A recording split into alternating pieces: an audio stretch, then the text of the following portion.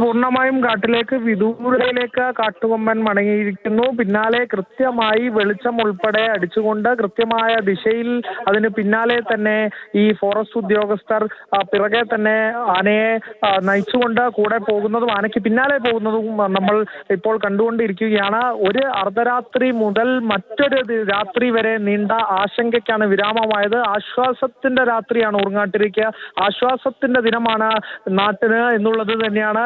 ആളുകൾക്ക് അത്രമേൽ ആശങ്കയുണ്ടാകുന്ന ഒരു ജീവൽ പ്രശ്നമാണ്. അതിന്റെ ഒരു രോഷമൊക്കെ ആളുകൾ പ്രകടമാക്കിയതുമാണ്.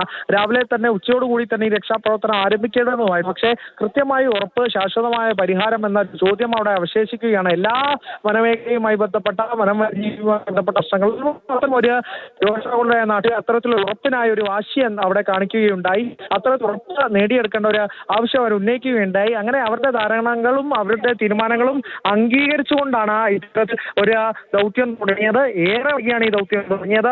8 മണിയോടുകൂടി 8:30 ഈ ദൗത്യം തുടങ്ങുന്നു. മണ്ണുമാന്തിയെ എത്തിക്കുന്നു. കൃത്യമായ പാതയൊരുക്കിക്കൊണ്ട് കിണറ്റ് 25 അടിയോളം താഴ്ചയുള്ള ഒരു കിണറ്റിലാണ്.